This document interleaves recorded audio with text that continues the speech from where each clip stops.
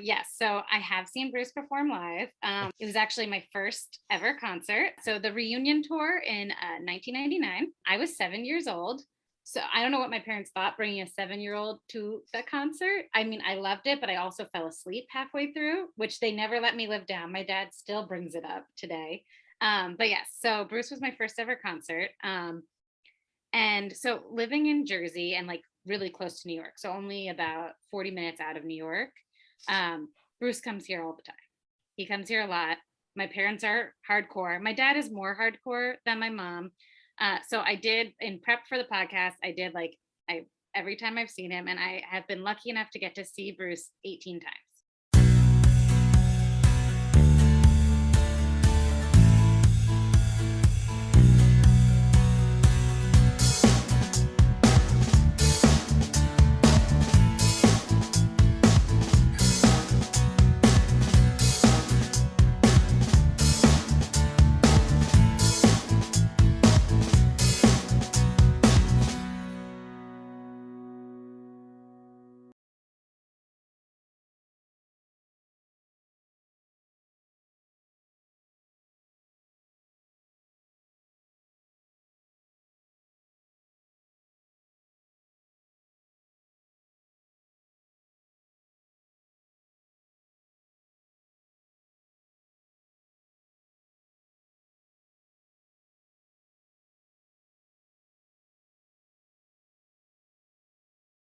Hello, everyone, and welcome to a new episode of Set Lusting Bruce, your podcast all about Bruce Springsteen, his music, and mostly his fans. I am your host, Jesse Jackson. We will be getting off the Bruce train a little bit tonight, but he will come up as he normally does because I am talking to my new friend, Gab. How are you doing? Hi, thank you for having me. Yeah, so tell us a little about yourself. So I was born in the great state of New Jersey. Yay. To start things off, I was raised in New Jersey as well, and then lived there till I was 23. I lived in New York City for a while, and I currently now live in a suburb of the city. And I host a Taylor Swift podcast with my husband, actually, called Tay to Z, and we go through her discography in alphabetical order. And we actually were inspired by the podcast Springsteen Sings the Alphabet, which is pretty cool. Yes. Now, how did you guys find Rob and JB? So my brother is a huge Springsteen fan. My whole Okay. family is, as I'm sure you'll find out over the Okay. course of this discussion. Right. But my brother loves podcasts, and he would just search, topics he was interested in like Apple Podcasts, and he found them through that. And I think he was a listener. Either he caught up or was a listener like from the beginning. Mm-hmm. And he actually guested on one of their episodes, which is when I finally listened. Yes. And I mean, I loved the idea of the podcast, like the A to Z format, being able to like really focus on each song, because especially with Bruce, like there's so much to every song, all the Right. lyrics, the stories, everything. And so when my husband and I found ourselves out of work in 2020, as a lot of people did. Yeah. We wanted a creative outlet, something to do, something interesting. And Taylor had just released Folklore in July 2020 as a surprise album none of us knew. And my brother was trying to help us with an idea. And he's like, you know what you guys could do? I love that A to Z format. He also listened to a podcast about the Ramones that I think goes A to Z. Um, and maybe there was a Beatle one too. Yeah, that's what JB and Rob said they got their idea from the Beatles. So Oh, yes. that's so cool. Oh, I Yeah. love that. Yeah, so my brother helped inspire that. And we're actually going to have our 100th episode this coming Monday. So pretty Wow. cool. Yeah. Congratulations. And Thank what's the name of you. the podcast again? It's called Tay to Z. So like Tay, Tay to Z. So like a play on the word A to Z. And each episode is one of her songs, and we're going alphabetically. Very cool. Yeah. Neat. Um, gosh, there's so many questions, but I want to start out with the origin. So you talk Yeah. about growing up in Jersey. What kind of music did your family listen to as you were growing up? Yeah. So my dad was a big like classic rock guy. So he was big on, The Who, Rolling Stones. They played a ton of the Beatles.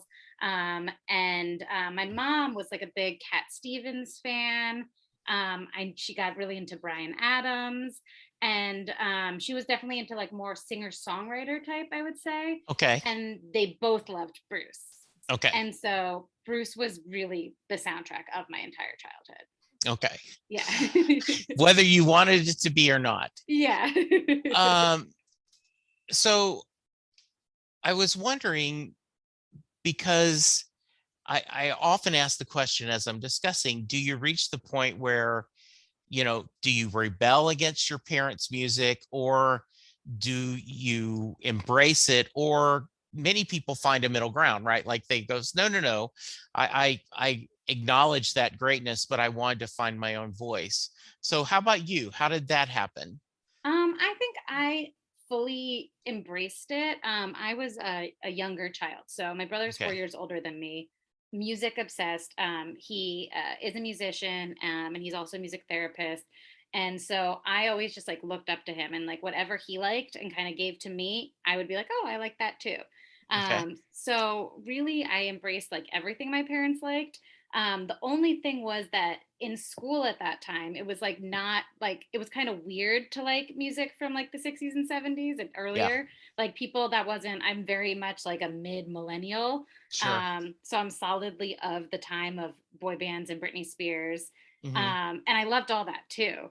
Yeah. So it was this weird dichotomy of things that like my friends are listening to and then things that my parents are listening to. And I loved them both equally.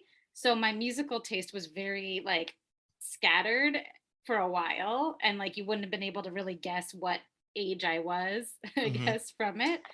Um, but yeah, I leaned in pretty much. I would say I love almost everything that my parents played for me. Okay. It was big like driving in cars music family. Sure. Uh, Yeah, what's your husband saying? Devin. Devin. Okay, Yeah. so is was he is he what kind of music is he listening to? Are you guys in sync, or are you a mixed marriage? So he's from Vermont. So like Okay. when we first met, almost 7 years ago, our musical tastes had some overlap, but Hmm. not really. So his family, his dad like loves classic rock, and his mom has similar taste to my mom's, like loves Jackson Brown. His dad though would go more like towards like Metallica, like a little bit like Okay. more 80s heavier stuff. Um, and Devin, like, he liked all that stuff, but he also really liked country music, which, I kind of learned to like in college, but wasn't as big on, even though I love Taylor. Yeah. Um, and then there was no Springsteen education in his growing up, even though like his dad loved rock so much. It's just Springsteen didn't come across, I guess, his journey. Hmm. So that was like a big important thing. I was like, I can't marry you until you love Bruce. It's like really important. Um, and he did come to a concert with me and experienced it fully, and he got it. Yeah. His current favorite song is Thundercrack. I'm like, oh gosh, you've got so much to learn still. Yeah. That's funny. Yeah. So that's Uh, on his way. That's on his wish list to hear live, right? yeah, exactly. He's like, oh my God, you didn't tell me this grooves so much. That's Uh, hilarious. Yeah, but so my husband and I both met because we both worked in theater. So that was like Okay. our common ground was musicals, show tunes. Like we loved everything musical theater. And then kind of like through that we found like our shared music. And then through this podcast, we have a lot of young listeners. So we're Okay. discovering all these new popular artists through our young listeners, like Olivia Rodrigo, Maisie Yeah. Peters, people like that. So Gab, what was y'all's day gig? And are you guys working now? Now that the pandemic is starting to at least go to a different phase? Yeah. So my husband was a actor, dancer, performer, Okay. and I worked in theater management. So I Okay. thought I had a stable career. Yeah. It wasn't when all theater closed for a year and a half. Yeah. So neither of us has actually returned to theater yet. We kind of made some big pivots. We actually are both working in hospitality right now. So he does like event planning, and I work in like kind of like financials and payroll at Okay. a restaurant. All right. Yeah, Very cool. yeah. Um, so I ask this question usually, can you remember when you first discovered Bruce and what about his music spoke to you? Well, you've already answered that question, that it was in the water as you were raised, right? Yeah, So let's switch it and pivot, to use your word. Do you remember when you first found Taylor Swift and what about her spoke to you? absolutely. I love this. Okay. Very cool. So the first Taylor Swift song I ever heard was either Our Song or Teardrops on My Guitar. So two of the major hits off her first album. And they were on a mix CD that one of my friends made for me in high school. I was one of like the first to drive out of all my friends. And I would carpool kids to like to and from rehearsals for theater. So like one Okay. of my friends made me a mix, as kids did then. They don't Hmm. anymore. Yeah. Um, and what spoke to me about Taylor and what I really connected to, especially when Fearless came out, is that I was a teenage girl. She was my peer. She's only a year and a half older than me. And she was making music about experiences that I fully understood and grasped and like had been through. And so it was this ability for me to be like, oh my God, she gets it. She gets my life. And Yeah. I think a lot of people found their way in, a lot of young girls found their way in that way with Hmm. Taylor. Do so I am a 64-year-old white guy, and I may have heard a Taylor Swift song just on thing. It's not that is outside of my area. Yes. So I'm really interested to delve into this and learn more. So I should wait later, but you've obviously seen her talking to Ellen about Bruce bringing his daughter to her show, right? Yeah. So did you go? It, did you feel like, oh my goodness, my two worlds are colliding? Always, yes. And she Yeah. actually shouts out Bruce in one of her songs. Yes. Yes, she like is listing off things she loves about like America to then Hmm. turn it and say she loves a London boy. That's the name of that song. Okay. But she shouts out Springsteen, and I'm always like, yeah, she has great taste. That is awesome. Um, so I had on, and I haven't. Yes, I just released the episode, but I had two. She Will Rock You, and they're Yeah, both two. Yeah, and one of them loves Taylor Swift, right? And yeah. she had never seen that link where Taylor talks about, he played Dancing in the Dark on my guitar and signed it. So she sit back like, how did I miss this? Mhm. So that's awesome. So um, do you feel that as she's grown creatively, is she kind of going through the same path as you are? As she's reaching adulthood, do you feel, I mean, not exactly, but at least some of the same themes that she's exploring? What's really amazing is that even though she's like a super like mega star, so much of what she writes about through the years, like I always felt like it was like on that same journey path. Like the years that the albums came out that were more like heartbreak albums were years I was experiencing major heartbreak. Right. And then like when she actually met her partner who she's still with today the same year that Devin and I met in Oh, okay. 2016. Yeah, so it's like it's definitely I see so many mirrored things, even though obviously I'm not a singer-songwriter. But yeah, just like that journey of, she's a 32-year-old, I'm 30, like, and the things you go through in life and relationships and how your relationships with your family changes, like exploring all of those things, I still connect with everything she writes. And it's pretty cool. Yeah, because I know that, like, I've had a lot of people on the podcast, and it's very rare when I find someone in their teens or 20s that love Tunnel Love, right? They Mhm, will, mhm, but if after you've had your heart broken a little bit, you've been married longer, all of a sudden you get this tunnel of love speaks to you in a different way. mhm. And Bruce has talked about that, right? Like when he did, Born to Run, and then Darkness and The River, he wanted to explore more adult themes. Mhm. So she's continuing to do that as well. Yeah, absolutely. Yeah. So talk about So when you guys are sitting there, it's the pandemic, you're in lockdown, you're wondering what the hell are we going to do? And now I understand a little bit more because you both were in creative Mhm. businesses. You're like that it isn't just income, it's I miss that itch. Yeah. Like Yeah. I podcast a lot more during the lockdown because I needed that connection. Mhm. Um, did you guys debate on what you were going to, I mean, why Taylor Swift? Give me some different ideas of what you guys were thinking about you could podcast on. Yeah. So during the pandemic, I watched all of the Marvel movies for the first time. I had seen like some here or Right. there, but I'd never seen them in order and like delved into that journey. And I was like, well, we're never going to have time like this again. So we went in order and we did that. And we had like a whole rating system. We got really nerdy about it. We ranked them. And my husband had seen them all. And so going through that process, I was like, we are really good at discussing things, rating things, like rankings, like people like content like this. And, so we talked about doing it with the Marvel thing, but we're like, there are a lot of podcasts that we like that do that really well. And then also we were like, well, maybe we show each other like a movie the other hasn't seen and we talk about it. We're like thinking all different kind of like pop culture type things. And like it wasn't really like nothing was like hitting in the way we were like, that's it.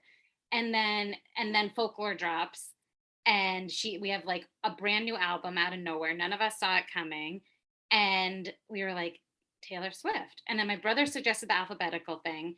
And we were driving. I don't remember. I think we're driving up to Vermont. We escaped to Vermont for a few weeks where Devin's parents lived.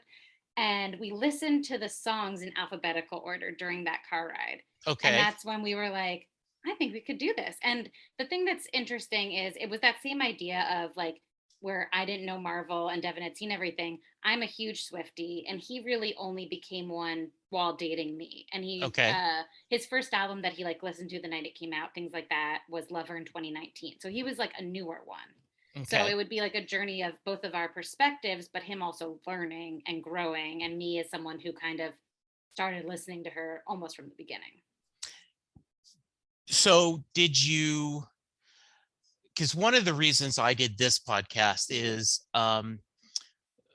Lynette Carolla, who was Adam Carolla's wife, had done a podcast for like only 8 or 9 episodes where she talked to other celebrity friends about their Springsteen fandom. Mm-hmm. And I wanted more episodes. And I couldn't find a Springsteen podcast. So in the spirit of lighting a candle instead of cursing the dark, I did this. Mm-hmm.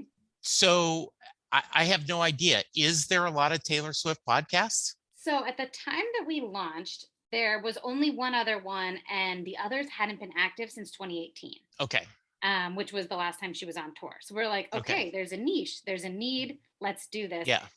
Since she's released so much music and all the press with her doing her re-record, so she's reclaiming all her masters.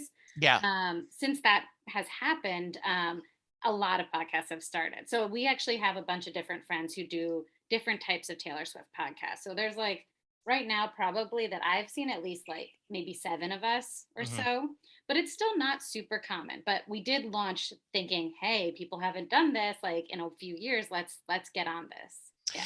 Yeah.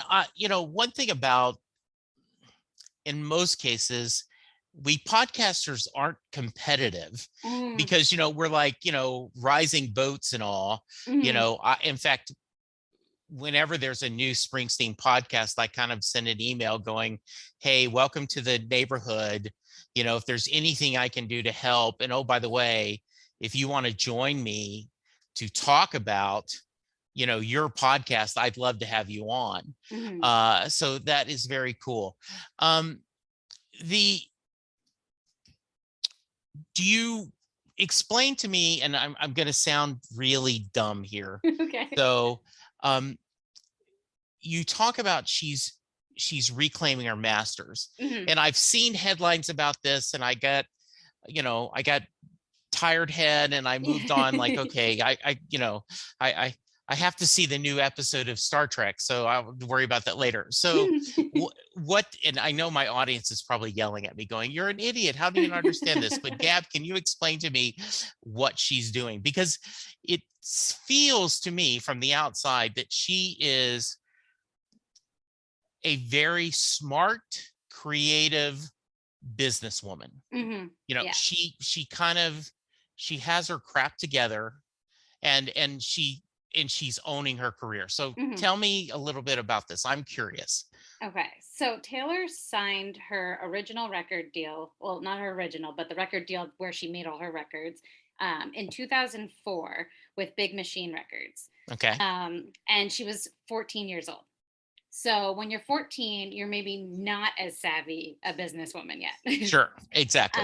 Yes. So she signed all her records, and as most contracts of that time, and I think even really still today, the company owns all the masters, all her Yes. masters. So she made 6 albums with this company, and the owner decided that eventually he was going to sell the company. And I guess she had been aware of that. And when her contract expired, she chose to go to Universal Music Group, so that she could renegotiate her contract and own her masters from then on. And they were at peace with that, and it was okay. Then the company that her masters were sold to ends up being someone that has not always been very positive about her career. Okay. Yes, and was part of some of the like more dramatic things that have happened to maybe try and not let her be successful. Okay. So she was not pleased that these men and these companies owned her masters when she wanted the chance to buy them herself outright. They were only bought for $300 million. Taylor Swift can buy her own masters. She was Okay. not offered that opportunity. Instead, it was a deal where if she makes them another record, she gains one back, kind of a thing. She didn't want to do that. Somehow in the record, there's some kind of clause about how many years have to be between where you can start re-recording your masters. I don't know if it's like, I think it's 6 years. So because of the way the contract works and what happened with this sale and how she was not happy about it, she chose that she was going to start re-recording her own music, because what it means is she still gets royalties from her original music, but she has no option about if it goes into commercials, if it ends up in a movie, like where it goes, like the same way Michael Jackson owned the Beatles catalog for a while. Right. So it's like that kind of idea. So she would have no control. So the plan was, once she was able to, which it started in November of 2020, she would start re-recording all her records, so that she could devalue her original masters and therefore own her own music and be the one who decides if it goes into a movie, if it goes into a commercial, and wherever it goes. And so that's what she started doing then. And she's re-recorded and re-released 2 albums so far, Fearless and Red. They're called Taylor's version. That's like the whole thing. And then in this process, because now music is streaming and records aren't the same way that they used to be, she doesn't have the limits that she used to have. She also knows her fan base. So she's releasing songs that are called From the Vault, that were songs she wrote, left on the cutting room floor, whether they didn't fit on the album, there were too many heartbreak songs, things like that. And now she's releasing them that were written during the era, like they were supposed to go on that album. So not only are we getting all the albums in now her new, like her more mature voice, because when she was younger, her voice was not as strong. But we're also getting, 6 to 8 brand new songs that she had written and never released before. Yeah. So it's a very exciting time to be a fan. Did so is she doing it in different styles, like in changing, like almost a remake of an original that's kind of rebooting it and doing it different styles, or how is she doing this? She is trying to record the songs as close to the original as possible, because that's the only way to truly like devalue the Yes. original. Okay. Got it. So like they're very much like beat for beat very similar. But she's doing some interesting things with the production that like kind of makes you think maybe she heard it this way originally, but she was, the 18-year-old girl in the room who didn't want to speak up, Mhm. and as she's gotten older, she's definitely gained more autonomy over her work. Yeah. And so there are subtle differences, but a lot of the songs also still sound like the original. So you don't necessarily miss those songs that were so nostalgic. Um, so it's interesting. And like, it's not like she doesn't expect the fans to listen to her original work. Right. But it's been really cool because a lot of it is, better than her original just because of how much she's grown as an artist. So, Gab, as you're going through, do you do both versions when it's alphabetical? How do you do So that? yeah, so we started the podcast before she started releasing these Exactly. because the Yes. first came out in 2021. So what we'll do now as we go through is mainly cover the Taylor's version, but we will talk about if there are any market changes. Okay. Generally, there aren't. Okay. And then ones that haven't, because she's only re-recorded 2 out of the 6 albums. Okay. We'll talk about how excited we are for Okay. when the Taylor's version comes out. What letter are you on now? So we are on M. Okay. So we're like kind of right in the middle of the alphabet. Okay. We're not quite, well, we're a little more than halfway, but there's new music to come, probably. Well, that's what I was going to ask you. What, Yeah. because I know like JV and Rob are kind of taking a break right now, but there was the discussion of, okay, what were they going to do if Bruce released new albums, right? And he has now. Yeah. And so they're planning to go through the alphabet again, like start at A with the new levels and go through that. What have you learned most about the podcast? What has it taught about you and your wonderful partner? Has it taught anything to you and Devin? What I think is pretty cool is we've definitely learned we work well together, like not just in a relationship, but like working wise, we Yes. work well together, which is really cool. And not something that like we expected. Because we both had very like different careers, even though it was in the same field. And then we've also really learned that, our love is special. And I know that sounds cheesy, but a lot of her songs are love songs. And so we'll talk about like we have a section in every episode of how we relate to the song, because that's a big part of how people connect to Taylor's music. And so we'll talk about things, and like a lot of our listeners are like younger, and they'll be like, "Oh, we want to love like yours," and like that's really Sweet. cute, especially as like a brand new married couple. We haven't been married even a year yet, and so it's been a cool like journey, just kind of like sharing who we are as a couple through Taylor's music.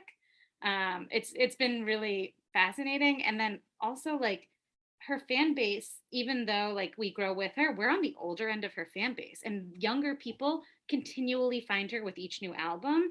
So it's been really cool being able to like give advice like through our experiences to younger listeners. So, we've learned different dating stories of each other's, like when talking about a song, like, oh, I had an experience like that. And that's been like really fun for us. Um, I just looked, you guys. I mean, you're over 200 stars ratings on iTunes. I just broke 100 on mine, so well done. Thank you. Great job. Thank you.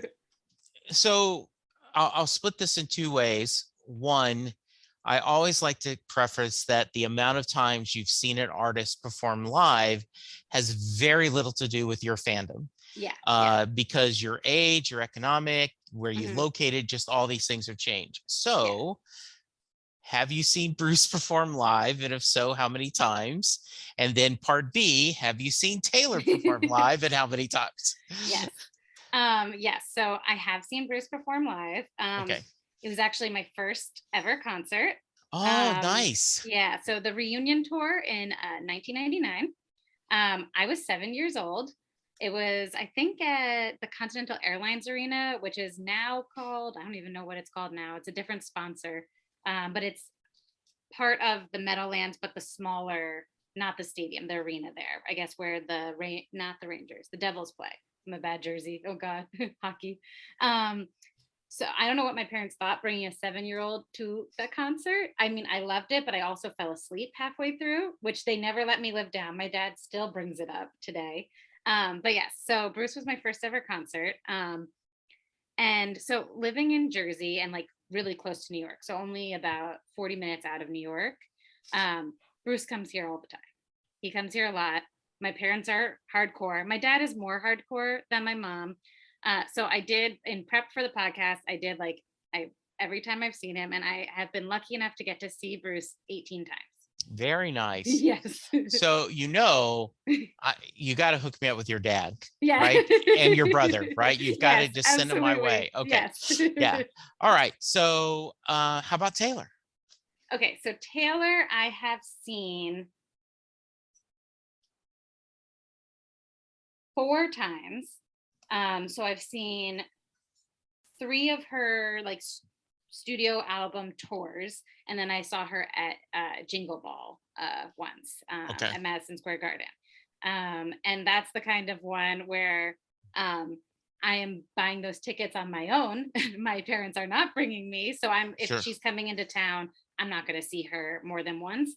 Now that I'm an adult and like have an actual job, like it might be something that Devin and I might go more than once, just Yeah. because it's the excitement and being with the fans, and being in a stadium again. It's been a while. Yeah. But yeah, so I've seen ever since, so her album Speak Now in 2010, I missed Red, and then I've seen each tour since then.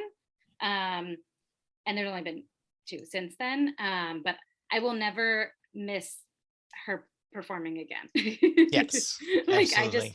I just even if I mean I'm very lucky to live in the New York area because an artist will always come through here. Right. But like pre-pandemic, she was supposed to put on this thing called Lover Fest. So the album was called Lover, and it was going to be like a huge multi-day festival, and there was only East Coast, West Coast, and East Coast was in Boston.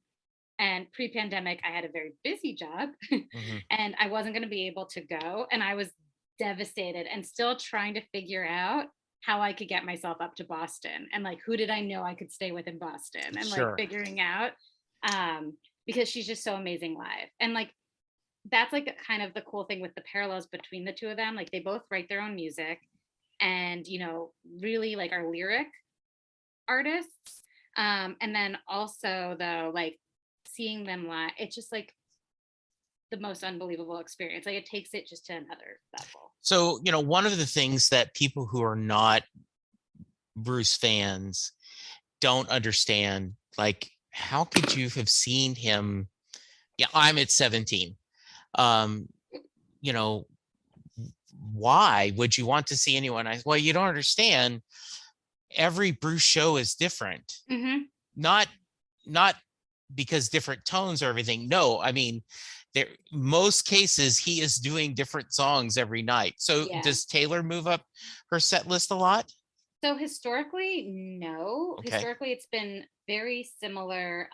Maybe 2 different songs are different. She Okay. did this thing during the Reputation tour called Surprise Songs, where she'd play one of her older catalog songs acoustically, which was super fun.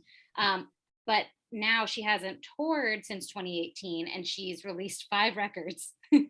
And so there's so much music that I hope whatever happens that she's able to like, yes, play different things each night, go through it, because she has such a huge catalog that she could. It's just been that each album has been so specific in that tour that it hasn't been like that yet. But I'm really excited for the future. Well, you think about it, right? Like when Bruce released the Rising tour was, a lot. Wrecking Ball, there was a lot.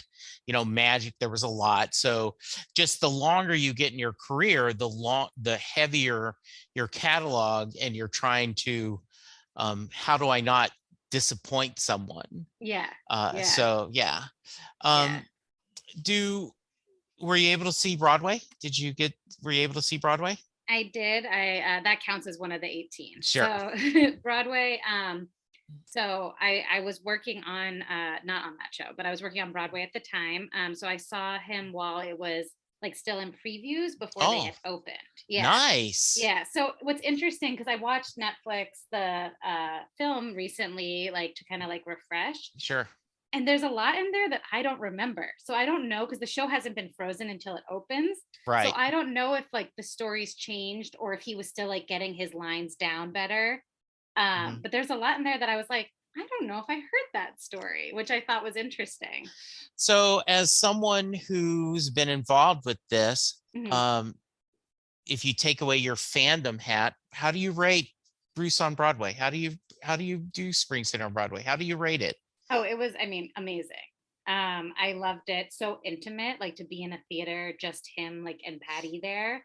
Really cool. And like the storytelling, like it's just like such a more like intimate like look into the way he tells his stories than you normally can get in a huge rock show. Yeah. And then, I mean, my ultimate dream for Bruce on Broadway, and we're gonna manifest, put this out in the world, is I want to see a rock opera of Born to Run. I Yeah. think it would be amazing. Sure. And so when I heard that like he was coming to Broadway, part of me was like, oh man, I wanted to be the one to bring him to Broadway, Yeah. you know? But then also like it's such a different thing. And the show, I mean, was just really special. Yeah. Yeah. Like Tom Petty had died right before it started. And, we were so used to, like, when Prince passed, they did Purple Rain, Hmm. when Bowie died, he played us, and you're like, oh, well, he'll play a Tom Petty song. And no, because this isn't a concert, it is Yeah. a Yeah. Broadway show, Yeah. and so, and yeah, I was lucky enough to go too. And it was just truly, um, I still thank my wife every once in a while. I'm like, thank you so much for letting me go. And she's like, no, no, no. Um, so talk to me, and both Bruce Mm, and Taylor, favorite albums, favorite songs. What are things that have gotten you through yeah. different heartaches? Like during the pandemic, were there certain songs you're going to like to keep your spirits up? Yeah, for sure. Um, well, so this album that Taylor released, Folklore, it's more like folk indie music. They call it an alternative album, but I don't really understand really what the term alternative means. Um, but we just like it basically was kind of like a life preserver during the pandemic. And she's writing kind of these songs that are more stories about other people, less about her life, which a lot of her work has been thus far. Um, but there's something about it, and I don't know if it's the timing it came out or the actual songs, that just like feels soothing. And still today, if I like am in like a stressed out state and I just need to calm down, I put on that album and I'm immediately like, okay. And then Evermore came out that December, so they're kind of sister albums in 2020, and they both have that similar effect.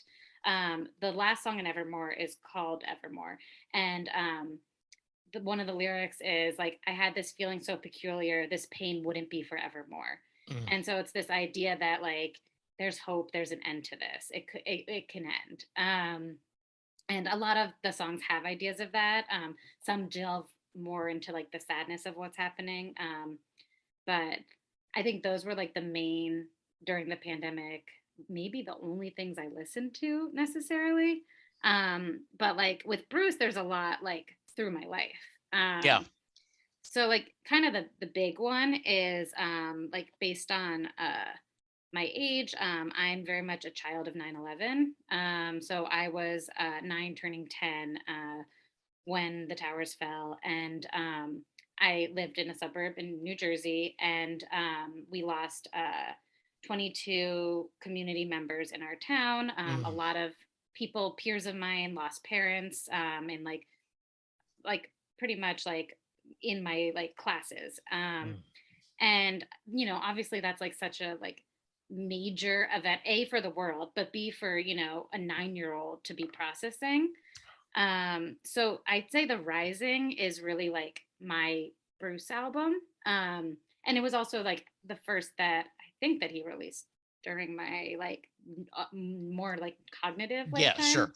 Yeah. Um, and so just like the healing power of that album, and like all like the hope it gave, and also just like that he understood, he's from Jersey, like he just got everything, and he explored things from so many different angles. My town in New Jersey has this road called Crest Road, and you'd like look out and you can actually see the skyline from that road. And when everything happened, like you could see the smoke for days.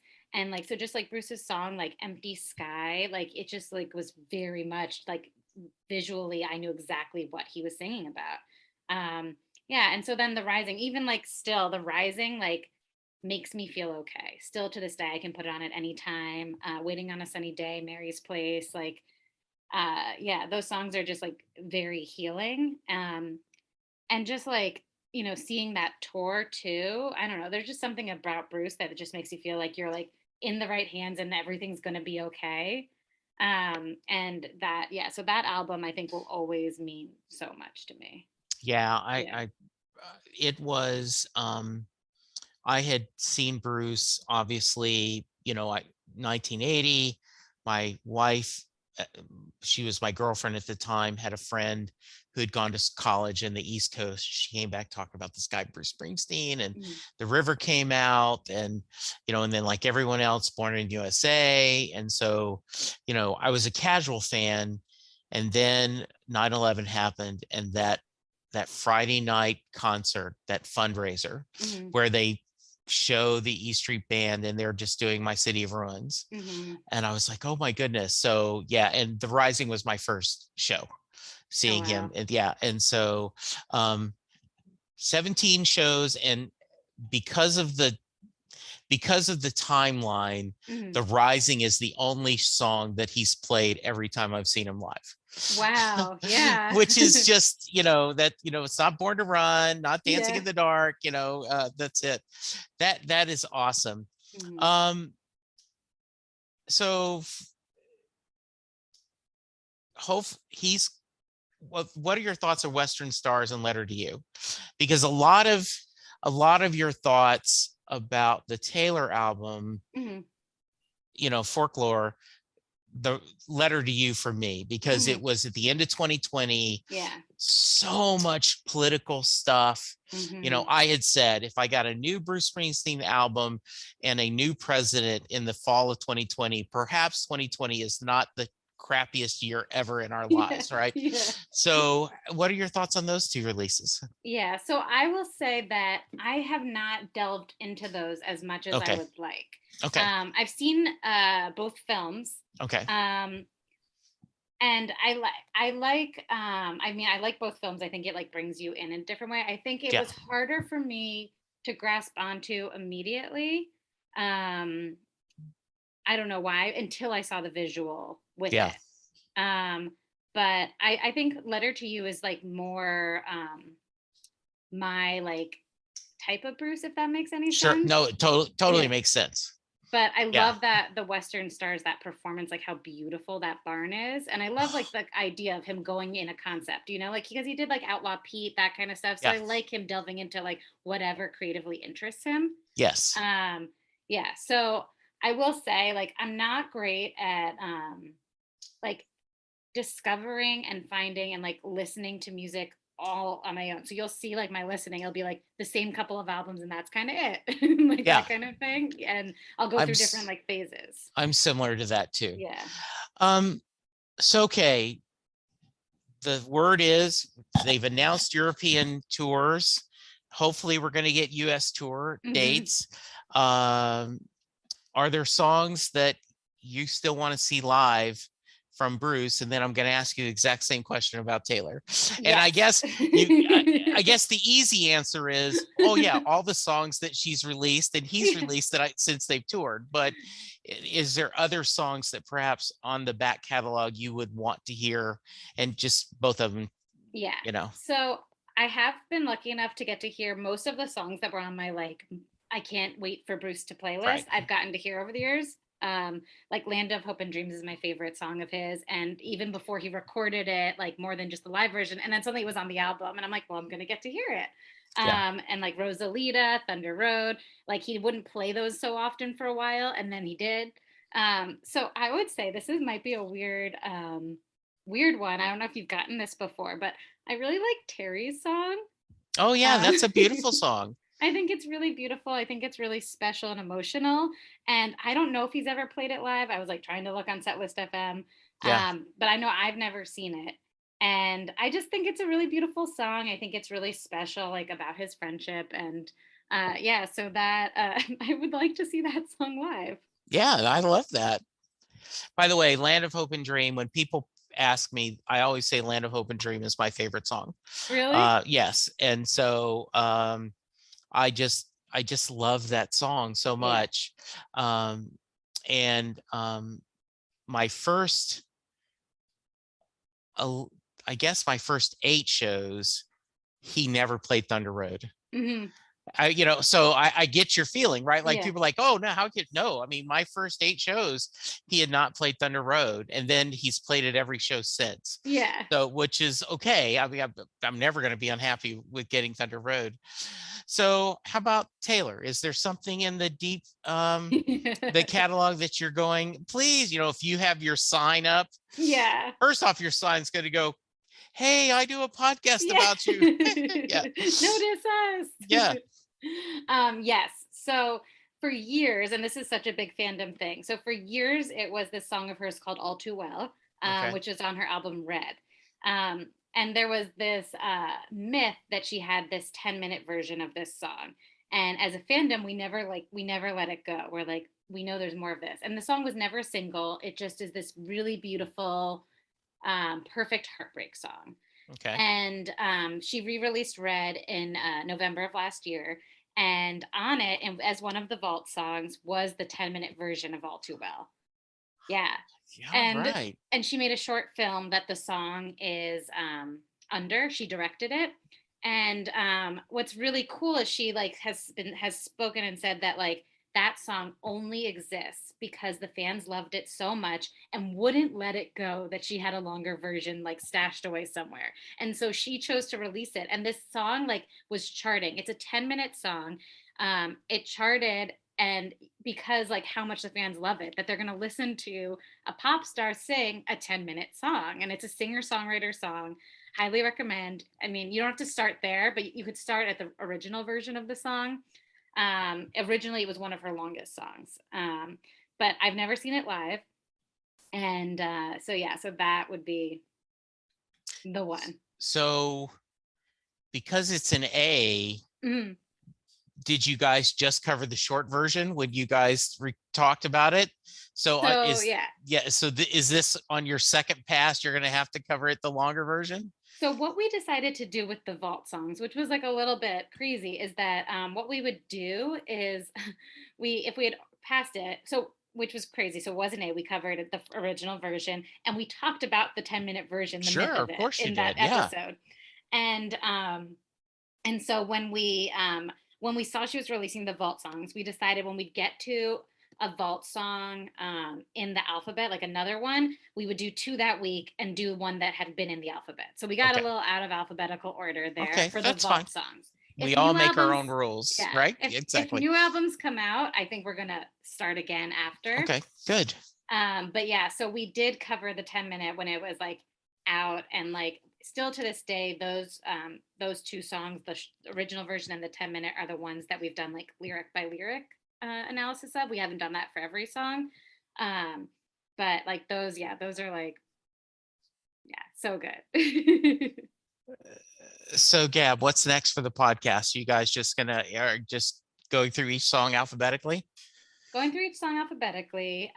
So we're hoping, because we're hitting our 100th episode, we're hoping to launch some t-shirts Okay. this coming week. Hopefully, if I can figure out getting this website that we're working on up. We work with a friend named Peter Lee Nielsen, who is like good at everything. So he like was the one who did like our theme song, and he does all our graphic design, like in our artwork. So we've created this. When we started out, we had an image that we edited, but it was like an image from the internet that we didn't own, of picture of Taylor. So he's actually made like a stylized, drawn an image of her, that we have shirts for people who've been guests on the podcast, but we haven't made them for sale yet. But there's been some interest, and so that's like a hope of like just kind of like having some more merch out there. Like the ultimate goal is just for her to know we exist, Yeah. you know. But also for Devin and I to go to a concert together one day, because that's never happened. Oh, okay. So that I think would just be like really exciting. And to hopefully like get to meet some of our listeners who maybe are at the tour as well. Mhm. Yeah. Um, the I was going to ask, when do you have guests, and what drives you having someone as a third voice? Yeah. So what it kind of started as was basically just friends of ours who love Taylor being like, "Oh my god, can I be on this episode?" Mhm. And so we were like, "Okay, they love this song. We're going to talk about it with them." And so we lead them through. They go through like kind of the same questions we answer Yeah. about the songs. And so that's been like so far mostly what we've done, just because it's a lot harder with editing audio. And we've had some tricky things where like we forgot to wear headphones. Hmm. But we have started this thing. So we have a Patreon, and we've started this thing called Swifty Spotlight. And so some of our patrons actually have come on and they request what song they want to come on. And we have a couple of questions that we ask them about themselves, how they became a Swifty, their favorite songs, and then like why they picked that song. So we've actually started getting to meet some of our listeners and other people in the fandom, which has been really fun. And like seeing also like we spoke with a couple from Australia. Like when would I ever speak with someone from Australia? Like that's so cool. So it's been like starting that we've done three of those. That's been like a really, or four of them actually, a really cool experience. I still am in amazed that, when I'm talking to someone, they'll say, "Oh, that's cute. You do a Springsteen podcast." And I go, "Yeah. What do you do?" And I go, "Well, I talk to Springsteen fans from around the world." And I go, "I've had Russia, Europe, you know, um, the United Kingdom, South America, Canada, all over the US." And they go, "Oh, okay." So yeah, so there's Yeah. something that is wonderful. That is great. All right. Any final thoughts before we get to the Mary question? Okay, so I do have to tell you a story, and there's like a visual to show with it Oh, too. please. So, Okay. for a lot of the Springsteen shows that I saw, I was fairly young, and I'm a lyrics girl, and so I learn lyrics pretty fast. So there's like this 10, 12-year-old singing along at the show. Sure. So when we were in San Francisco as a family. My dad had a restaurant there, so we would travel there once a year. I mean, he'd go more often. Um, and My dad surprised us as a family with tickets. Bruce was in tour, and it was called Pac Bell Park. Then I don't know what it's called now, but I think it's where the Giants play. Okay. And so I was 11 years old. This was like the best experience ever. And we were pretty close to the front.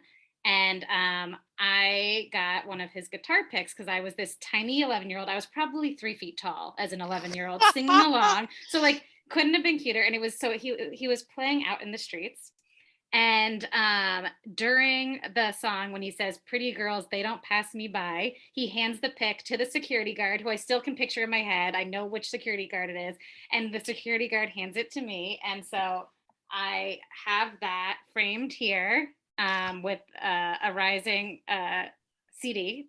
Yes. So this is if you can see the pic, it's kind of I guess Yeah. like mirrored, Hang but on it's you. tight. I'm gonna hit a print. Well, you're gonna send me a photo, right? Yeah, I'll send you a photo. Okay. And Awesome. This is so great. and it's like used, like it's actually Yeah. like he was playing with it and it's used and like kind of like, so I kept it for forever and I like knew I wanted to frame it, but I was a kid and so I was like, I feel like if I frame this now it's not going to be like what I want it to look like.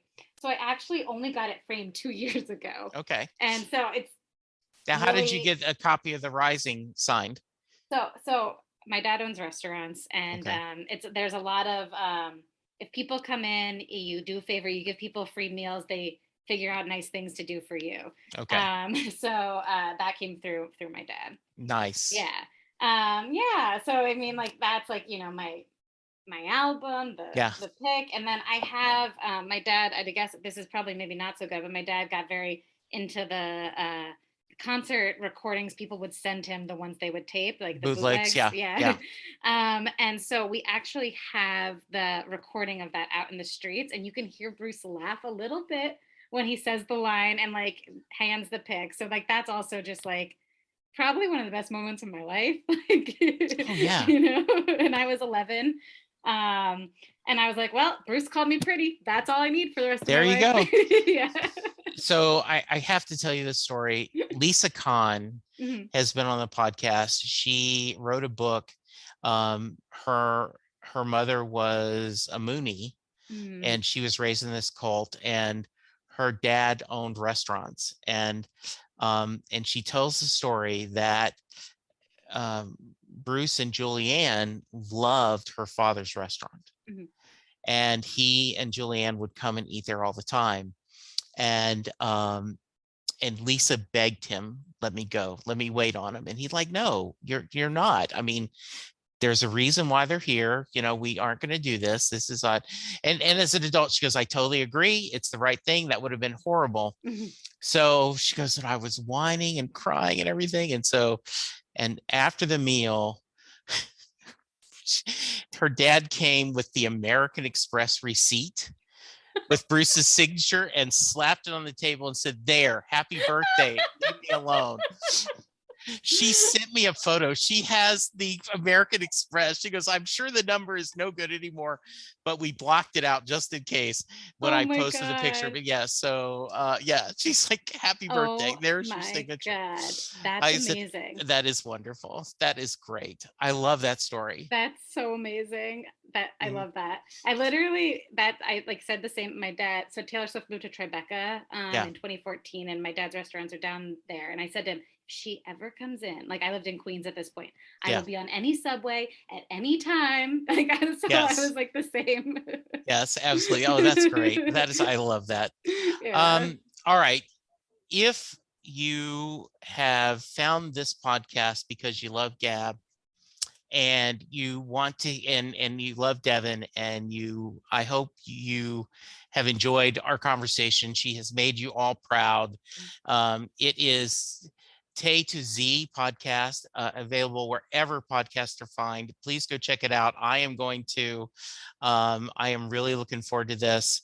But I end every podcast with a Mary question. Mm-hmm. So for those of you who are Taylor Swift fans who are listening to this because you love Gab, um, the song Thunder Road, Jay Armstrong is a retired English teacher, but he would take 2 days out of his senior curriculum in high school, and they would break apart Thunder Road as a poem. They would look at all the lyrics, they would talk about the themes, and at the end of the 2 days, he would ask his class, does Mary get in the car? So, Gab, that's your question. Does Mary get in the car at the end of Thunder Road? So it's so funny because I listened to a bunch of your episodes preparing, and Thank you. I had never thought that Mary didn't get in the car before Okay. listening. So I've been listening a lot, and I'm like, do I think Mary gets in the car? And I do. I think maybe I'm an optimist. So I do think Mary gets in the car. Also, I always thought that, because I know from the river, Mary can be like a step in like as his sister. So I Yeah. always thought like Mary might be his sister, and she gets in the car with the man she married, who she's still married to today. So that's kind of like how I envision it. So I do. I think Mary gets into the car. That is perfect. I love it. All right. If someone wants to reach you, what's the best way? You can direct message us on Instagram at Tay to Z Podcast. So it's TayTozPodcast. Or if you don't have Instagram, you can email us at taytozpodcast@gmail.com. Perfect. Yeah. I'm going to check out some episodes. I am looking forward to this. Thank you so much for joining Of me. This course. was a It's so blast. fun. Oh yeah, it was great. You are welcome anytime. I love it. And yeah, maybe we'll have you back on if we get to tour. So and now what we need. So I'm thinking now, I'm praying for you the same thing. I was not there, but a few years ago, Brian Wilson, who from the Beach Boys, Mhm. my other musical idol, was in Jersey, and Bruce joined him for 3 songs. Oh. And I said, if I had been in that room, forget it. Take Mhm. me away. Forget my son being born. Forget, grandkids.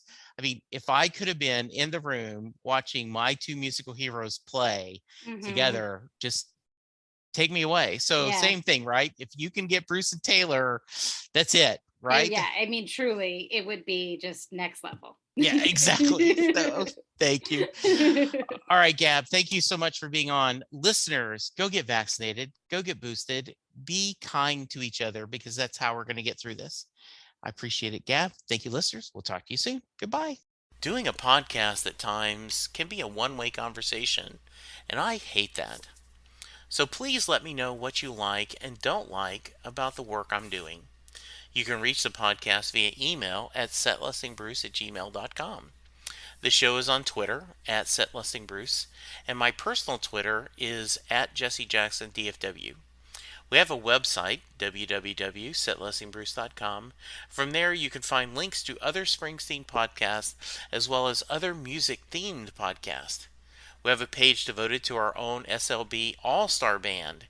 These are guests who have been on the podcast more than 3 times. There is a link to our store where you can purchase Set Listing Bruce shirts as well as a Mary Question t-shirt.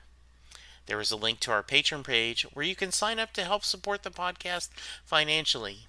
We have different levels and different rewards based on your support. If you don't have any extra cash, and right now who does, you can support the podcast by subscribing via your favorite podcast player and leaving us a review. The more reviews we have, the easier it is for people to find us. And please tell a friend about the podcast, especially if they love Bruce or music, because it will make a difference.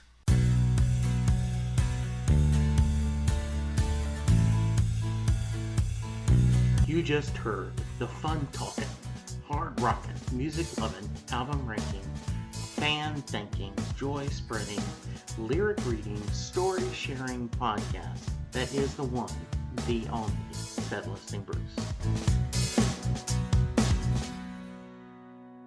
The theme for Set Listing Bruce was written by David Rosen, used by permission.